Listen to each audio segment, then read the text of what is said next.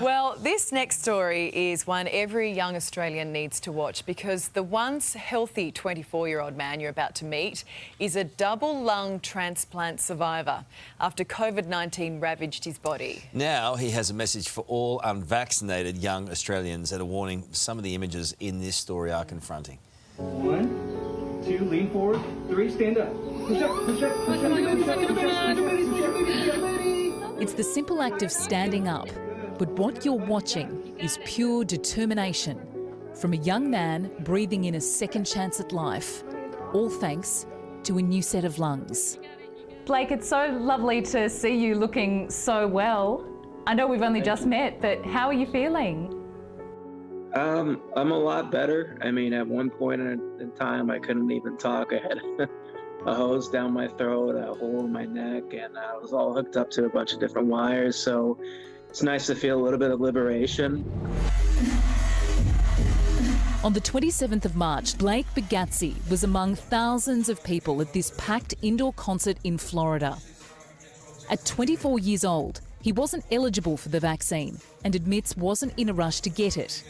That night, possibly due to a cough or sneeze from a stranger nearby, doctors say he caught a full viral load of COVID-19. Fast forward a few weeks, Blake is now in a medically induced coma. COVID has taken control of his organs, attacking his lungs. They woke me up so I can make the decision, and they put it to me like this, either you can take the chance of getting a new pair of lungs or you're going to die.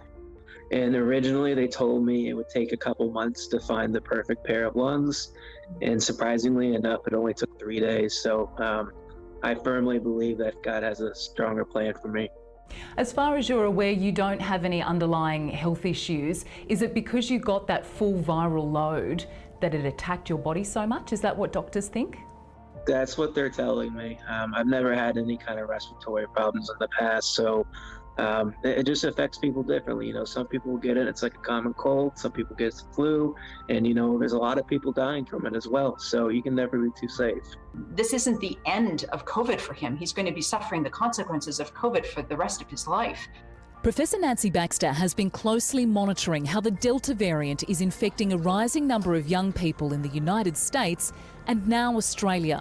She says long COVID is a symptom young survivors of the virus are unaware they could be suffering for months afterwards. So you get the infection, you recover from the infection, but you continue to be very tired, you continue to be short of breath. Sometimes people get rashes, you're not thinking straight, you have heart palpitations. So people feel quite unwell. Young people have kind of been the last priority group for vaccination, has left them pretty vulnerable. And also the fact that many of them think that they're not at risk, so don't feel the same urge to be vaccinated as their 80-year-old grandmother might, that's also left them at risk. So it's kind of this double whammy of it being very transmissible, the Delta strain, and being worse if you catch it. How many pills are you required to take a day? About 50 at this point.